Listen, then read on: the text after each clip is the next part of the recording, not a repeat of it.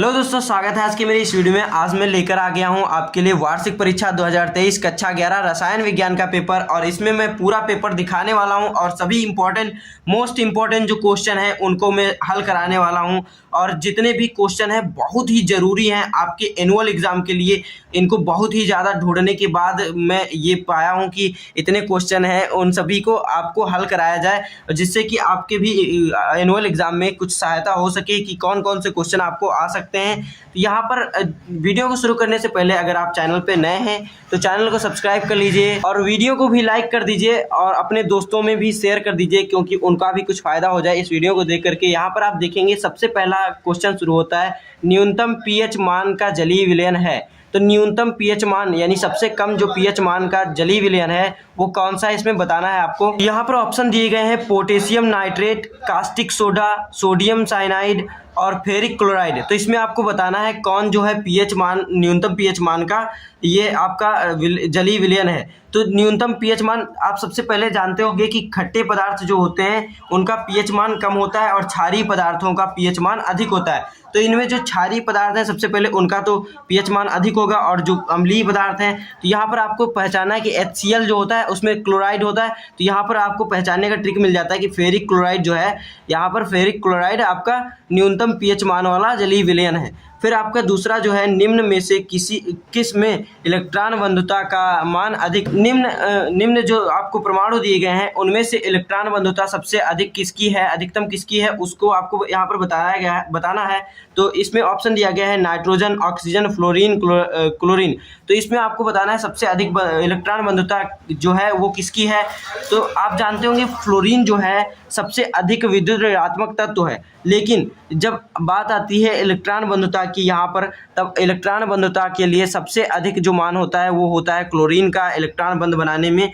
फिर आपका जो ग नंबर प्रश्न है वो है, निम्न परमाणुओं में किसकी प्रथम आयनन ऊर्जा उच्चतम है। तो किसकी प्रथम आयनन ऊर्जा जो है उच्चतम है वो आपको यहाँ पर बताना है।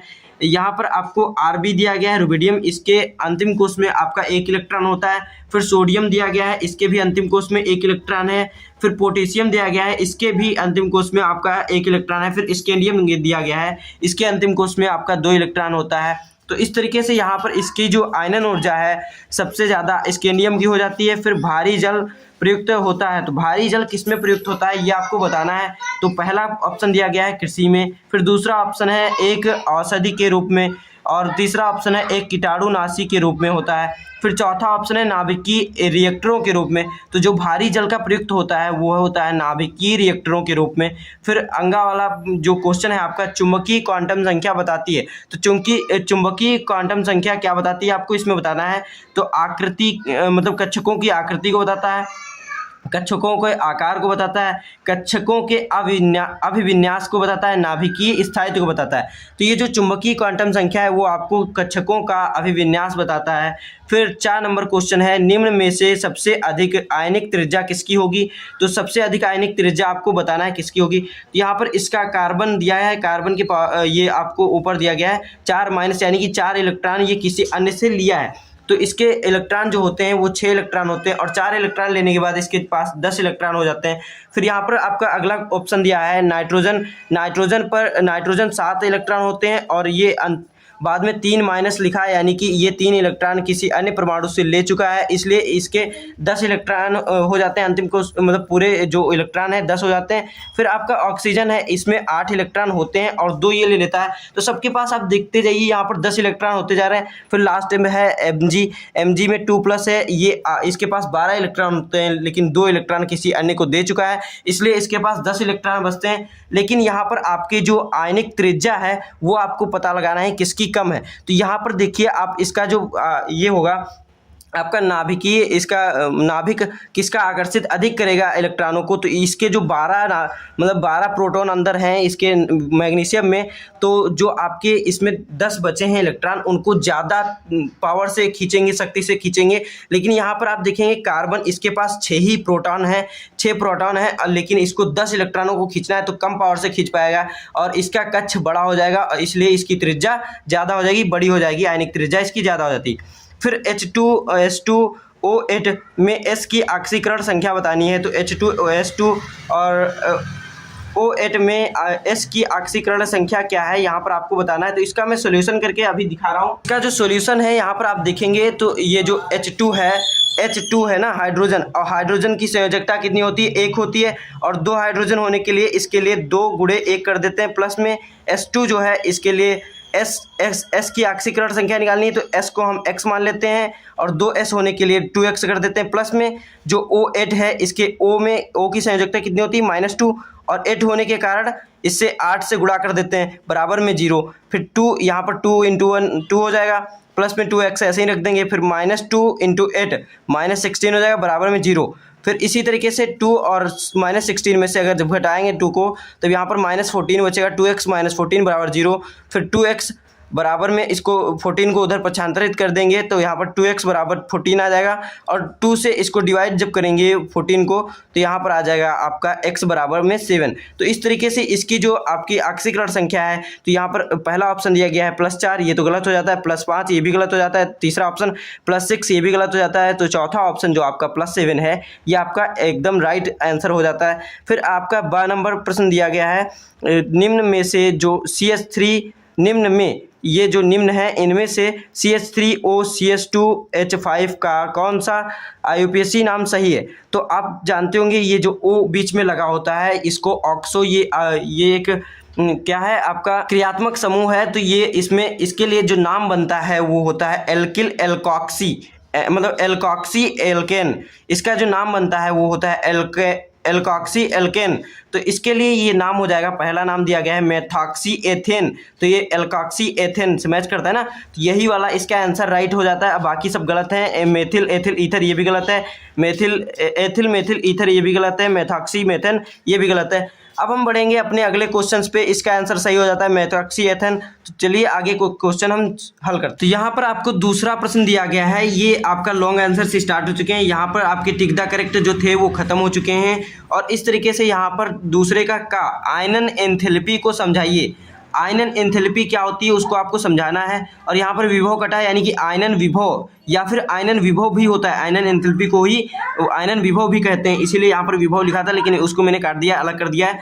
को समझाइए किसी विलगित यानी आइसोलेटेड, यानी कि अन्य सभी चीज़ों से अलग जब किसी चीज़ को कर देते हैं तो विलगित यानी अलग हो गया, आइसोलेटेड हो गया। गैसीय अवस्था वाले, गैसीय अवस्था होनी चाहिए, इसकी गैसीय अवस्था परमाणु के सबसे शिथिलता, मतलब सबसे जो लूज होते हैं, ढीले होते हैं, शिथिल होते हैं, बंद, लूजली बाउंड, ये लिखा है ना, लूजली बाउंड इलेक्ट्रॉन बॉन्ड होता है, ये बाउंड यहाँ पर हिंदी में लिखा गया है ना। इलेक्ट्रॉन को परमाणु से अलग करने के लिए, यानी कि जो लूज बंध हैं, ढीले बंध हैं, उनको इलेक्ट्रॉन को परमाणु से अलग करने के लिए आवश्यक ऊर्जा ही आयनन ऊर्जा या आयनन विभव या फिर आयनन एंथैल्पी कहलाता है। इसके 3 नाम है, आयनन ऊर्जा, आयनन विभव, आयनन एंथैल्पी कहलाती है। इस तरीके से आप समझ लीजिए, अगर कोई परमाणु है उसमें जो लूज बंध आपके इलेक्ट्रॉन हैं, लूज बंधे हुए इलेक्ट्रॉन हैं, उनको आपको जो परमाणु से अलग करने में जो ऊर्जा लगती है उसी को आपको आयनन एंथैल्पी कहना होता है। आयनन एंथैल्पी या फिर आयनन ऊर्जा या फिर आयनन विभव कहते हैं।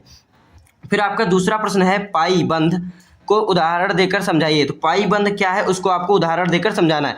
तो आप जानते होंगे परमाणविक जो पाई बंध होता है वो एक स्पर्शीय अतिव्यापन से बनता है। तो परमाणविक कक्षक के स्पर्शीय अतिव्यापन से निर्मित बंध पाई आबंध कहलाता है। जो आपका पाई बंध है वो स्पर्शी, इस तरीके से देखिए, स्पर्श करके अतिव्यापन जो करता है उससे ये स्पर्शीय अतिव्यापन से ये पाई बंध का निर्माण होता है। इस तरीके से यहाँ पर मैंने उदाहरण देकर समझाया है। पाई बंध कहलाता है, यह दुर्बल आबंध होता है, यानी कि यह दुर्बल होता है, कमजोर होता है, कमजोर आबंध होता है। फिर इसका उदाहरण दिया है मैंने O2 जो होता है उसके O और O दूसरे ऑक्सीजन की बंध जो बंध बनता है वो सहसंयोजन बंध, डबल बॉन्ड बनते हैं। यहाँ पर 2 इलेक्ट्रॉन पेयर मतलब कि आपस में साझा होता है, सहसंयोजन बंध बनता है। यहाँ पर ऑक्सीजन एक बंध जो होगा आपका सिग्मा बॉन्ड होगा और दूसरा बंध होगा जो वो उसे पाई बॉन्ड कहेंगे। तो इस तरीके से यहाँ पर अतिव्यापन करके बन जाता है, स्पर्शीय अतिव्यापन से आपका पाई बंध बनता है, उसे पाई बंध कहते हैं। फिर यहाँ पर आप देखेंगे तीसरा प्रश्न दिया गया है, गा नंबर है साम्य स्थिरांक को परिभाषित कीजिए। तो साम्य स्थिरांक यानी कि इक्विलिब्रियम कांस्टेंट क्या है उसको आपको डिफाइन करना है। तो यहाँ पर इक्विलिब्रियम कांस्टेंट यानी कि साम्य स्थिरांक स्थिर ताप पर रासायनिक अभिक्रिया, कोई रासायनिक अभिक्रिया करनी है स्थिर ताप पर, और कोई भी भौतिक पदार्थ की, किसी भौतिक पदार्थ की अभिक्रिया की दर, जो अभिक्रिया की दर है उसके सक्रिय द्रव्यमान एक्टिव मास के समानुपाती होती है। यानी कि आपका कोई भी एक, पहले तो सबसे पहले आपको स्थिर तापमान लेना है, यानी कि तापमान जो है वो हमेशा परिवर्तित ना हो, एक ताप जो है उसी ताप पर स्थिर रहे।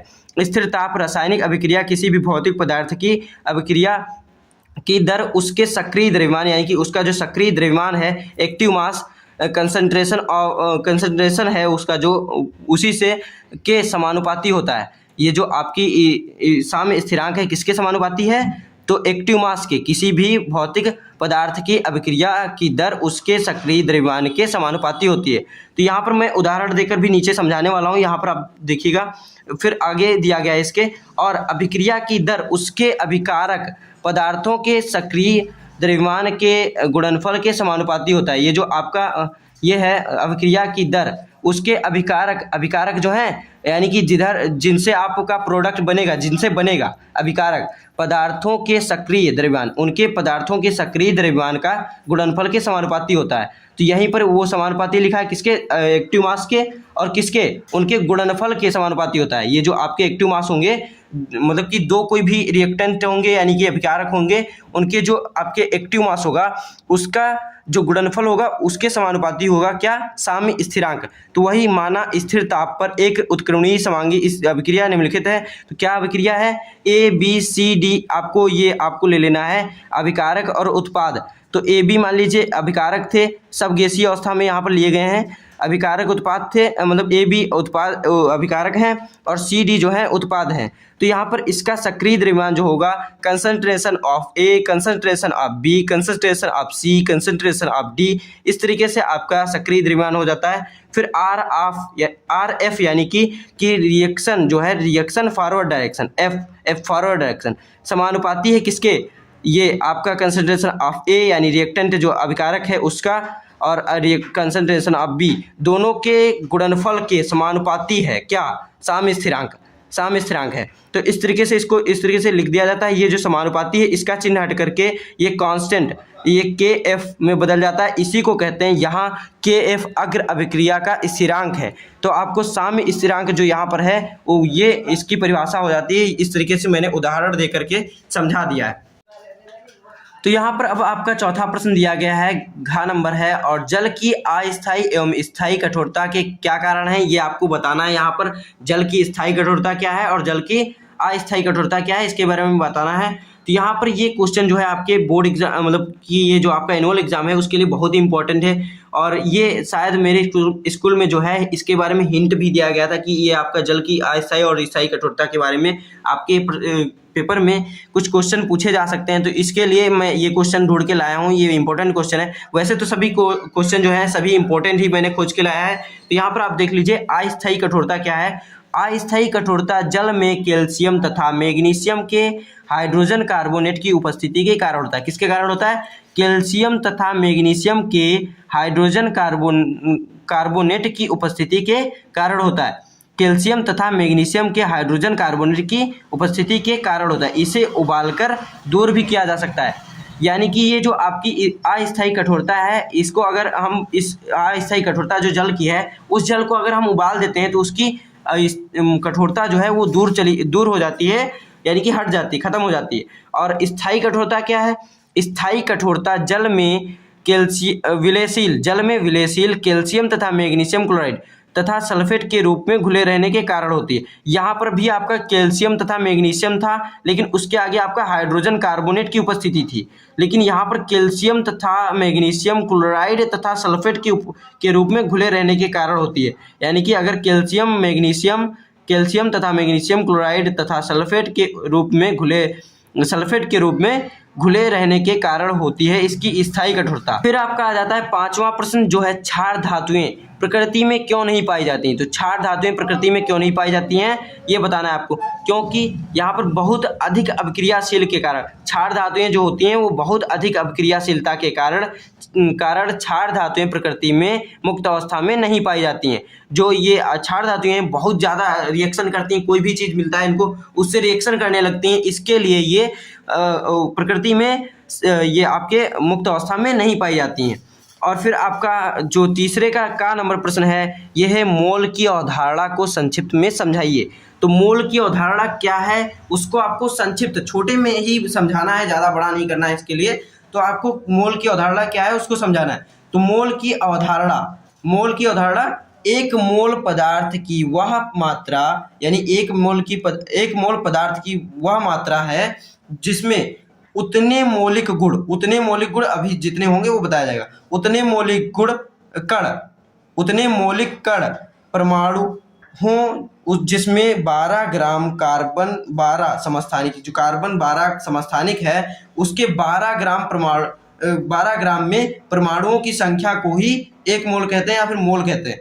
तो C12 के 12 ग्राम परमाणु के समस्थानिक के कुल मौजूद परमाणुओं की संख्या को मोल कहते हैं। इस तरीके से ये मोल की अवधारणा पर संक्षिप्त आपका ये हो जाता है टिप्पणी।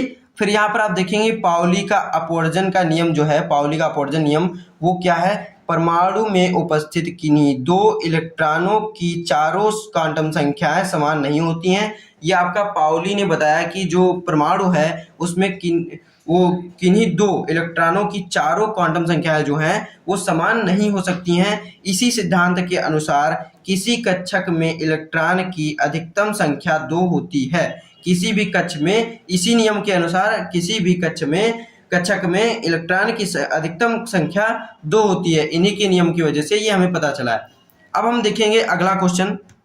तो अगला आपका क्वेश्चन यहाँ पर दिया गया है, निम्न की ऑक्सीकरण संख्या ज्ञात कीजिए। ये जो आपको दिया गया है Na2SO4 में S की ऑक्सीकरण संख्या ज्ञात करनी है, और यहाँ नीचे दिया गया है CH3OH में C की ऑक्सीकरण संख्या ज्ञात करनी है। तो इसको कैसे ज्ञात करेंगे ऑक्सीकरण संख्या, इसके बारे में मैंने अभी इस एक टिक द करेक्ट में क्वेश्चन सॉल्व कराया था कि Na2 है यानी कि सोडियम 2 है, तो सोडियम के अंतिम को यानी कि सोडियम की संयोजकता कितनी 1 और 2 है, इसलिए 2 × 1, और बाद में सल्फर जो है उसकी जगह पर X मान लेते हैं। फिर O4 है यानी कि O4 है, और जो ऑक्सीजन की संयोजकता है -2, उससे गुणा कर देंगे 4 का तो -8 हो जाएगा, और यहाँ पर 2 आ जाएगा। 2 - 8, यहाँ पर 2 में से -8 में से यहाँ पर -8 में से 2 घट जाएगा, तो ये बराबर में आपको इसका क्या हो जाएगा, यहाँ पर बराबर में 0 यहाँ पर रखते चलेंगे। फिर x - 6 बराबर 0, तो 6 को उधर मतलब कि पक्षांतर कर देंगे तो x बराबर क्या आ जाएगा 6। इस तरीके से यहाँ पर जो सल्फर का ऑक्सीकरण संख्या है ये आपका 6 यहाँ पर प्राप्त हो जाता है। फिर दूसरा प्रश्न जो है यहाँ पर दिया गया है CH3OH में C की ऑक्सीकरण संख्या ज्ञात करनी है। तो ऑक्सीकरण C की संख्या क्या होगी, C की जगह पर हम X मान लेंगे, बाकी सबका जो संयोजकता है उसका रख के गुणा करके इस तरीके से ला देंगे। यहाँ पर आप इसको देख लीजिए। फिर अनुनाद किसे कहते हैं ये आपको बताना है। अनुनाद किसे कहते हैं, तो जब किसी अणु के लिए समान या लगभग समान ऊर्जा के 2 या 2 से अधिक लुईस संरचनाएं लिखी जा सकती हैं तो अनुनाद संकल्पना के अनुसार अणु की वास्तविक संरचना उन सभी संरचनाओं का संकर होता है। तो ये जो आपका है, जब किसी अणु के लिए समान या लगभग समान ऊर्जा की, मतलब कि ऊर्जा उसका समान हो या फिर लगभग समान हो, कोई जरूरी नहीं समान ही हो, तो समान ऊर्जा को 2 या 2 से अधिक लुईस संरचनाएं, अगर उसकी 2 या 2 से अधिक लुईस संरचनाएं हम बना सकते हैं, लिखी जा सकती हैं, तो अनुनाद संकल्पना के अनुसार अनुनाद की संकल्पना जो है उसके अनुसार अणु की वास्तविक संरचना उन सभी संरचनाओं का संकर कहलाता है। उन सभी मतलब की संरचना जो है उनका संकर जो होगा वो कहलाता है, और वो उसका हम चित्र द्वारा उसे प्रदर्शित नहीं कर सकते हैं। तो इस तरीके से आपका अनुनाद किसे कहते हैं ये आपका हो जाता है। फिर अब हम देखेंगे समावयवता। तो समावयवता किसे कहते हैं, तो 2 या 2 से अधिक यौगिक जिनके अणु सूत्र समान होते हैं किंतु गुण भिन्न भिन्न होते हैं। जिनके अणु सूत्र जो हैं वो समान होते हैं लेकिन उनके जो गुण हैं वो भिन्न भिन्न होते हैं, तो वो समावयवता कहलाता है। फिर प्रेरिक प्रभाव इंडक्टिव इफेक्ट क्या है ये आपको बताना है। तो प्रेरिक प्रभाव क्या है, कार्बन श्रृंखला में इलेक्ट्रॉन युग्मों में सिग्मा बंध जो है आबंध का अधिक प्रबल ऋण विद्युतीय परमाणु या समूह की और विस्थापन प्रेरक प्रभाव कहलाता है। यानी कि अगर सिग्मा बॉन्ड बने, जो सिग्मा किसी भी कार्बनिक श्रृंखला है आपकी, उसमें इलेक्ट्रॉन युग्मों में सिग्मा बॉन्ड बने हुए हैं और वो आपके किसी ऋण विद्युतीय परमाणु की तरफ अगर वो विस्थापित हो रहे हैं, उसके समूह की तरफ विस्थापित हो रहे हैं, तो ये प्रेरक प्रभाव आपका कहलाता है। और ये दो प्रकार के होते हैं। कौन कौन से होते हैं? प्लस आई इफेक्ट और माइनस आई इफेक्ट। इसके बारे में अब हम देख लेते हैं। यहाँ पर आगे आपको लिखा है कार्बनिक अणु के में इलेक्ट्रॉन युग्मों के विस्थापन का प्रक्रम कार्बन श्रृंखला में कार्बन परमाणुओं की अधिक ऋण विद्युतीय परमाणु या परमाणु समूह से दूरी बढ़ने के साथ साथ क्षीण होता जाता है और अंत में समाप्त हो जाता है। यानी कि जो आपका विस्थापित हो रहा है अधिक इलेक्ट्रोनेगेटिव परमाणु की तरफ, जो सिग्मा बॉन्ड है वो विस्थापित हो रहे हैं, वो कुछ दूरी, मतलब कि दूरी बढ़ने के साथ साथ वो उनका प्रभाव जो है समाप्त होने लगता है और कुछ तीसरे तक में ये लगभग नगण्य हो जाता है, तीसरे के बाद में। फिर यहाँ पर आप देखेंगे इस तरीके से ये जो हाइड्रोजन और फ्लोरीन है, यहाँ पर हाइड्रोजन और फ्लोरीन जो बंध बनाते हैं, तब ये जो फ्लोरीन है ये अधिक इलेक्ट्रोनेगेटिव होने के कारण इस पे पार्शियल ऋण विद्युत आवेश आ जाता है और इस पे हाइड्रोजन पे पार्शियल आपका धन आवेश आ जाता है, पार्शियल धन आवेश आ जाता है। फिर यहाँ पर आप देखेंगे एक चेन है, कार्बनिक श्रृंखला बनी हुई है, यहाँ पर ये एक्स बना है, यानी कि कोई हेलोजन परमाणु है जो अधिक इलेक्ट्रोनेगेटिव है और इसकी तरफ ये जो है इनके सिग्मा बॉन्ड ये हल्का सा पार्शियली इधर को खिसक जाते हैं, विस्थापित हो जाते हैं। तो यहाँ पर पार्शियल धन पॉजिटिव धन आ जाता है, धन चिन्ह, और यहाँ पर पार्शियल धन आ जाता है, यानी उसका प्रभाव कम हो रहा है। फिर पार्शियल धन यहाँ पर प्लस आ जाता है, आपका धन विद्युतीय हो जाता है। तो इस तरीके से यहाँ पर आपका ये बन जाता है और इस तरीके से प्रेरक प्रभाव को समझाया जा सकता है। फिर प्रेरक प्रभाव दो प्रकार के होते हैं, जैसे मैंने कहा ना, plus I effect, minus I effect. तो कौन कौन यहाँ पर दिया गया है? माइनस आई इफेक्ट प्रभाव में, माइनस आई प्रभाव में इलेक्ट्रॉन का विस्थापन प्रतिस्थापी समूह की ओर होता है, यानी कि जो प्रतिस्थापी समूह है, जो दूसरा समूह आया है उसकी तरफ होता है माइनस आई इफेक्ट में ये विस्थापन। और प्लस आई, इसके कुछ ये आपके दिए गए हैं, किसका क्रम दिया गया है माइनस आई इफेक्ट का, और यहाँ पर प्लस आई इफेक्ट का, यानी प्लस आई प्रभाव में इलेक्ट्रॉनों का विस्थापन प्रतिस्थापी समूह से दूर होता है और दूर की ओर होता है प्लस आई इफेक्ट में। और इस तरीके से इसका जो क्रम है ये इस तरीके से दिया गया है, आप देख लीजिए। और अब हम आगे देखते हैं। तो यहीं पर ये वीडियो खत्म होता है और इतने ही क्वेश्चन इस वीडियो में मैंने लाया था और ये आप देख लीजिए और वीडियो को लाइक कर दीजिए, चैनल को भी सब्सक्राइब रखिए, आगे के वीडियो भी आने वाले आपको जो है मिल जाएं। और इस वीडियो को बनाने के लिए बहुत ही मेहनत करना पड़ा है, इसलिए मेहनत को समझ करके आप इसको लाइक ज़रूर करिएगा और पूरा देखिए, अपने दोस्तों में भी शेयर करिए, जिससे कि आपका तो भला हो ही और उनका भी भला हो जाए। तो मिलते हैं अगले वीडियो में अपने। धन्यवाद।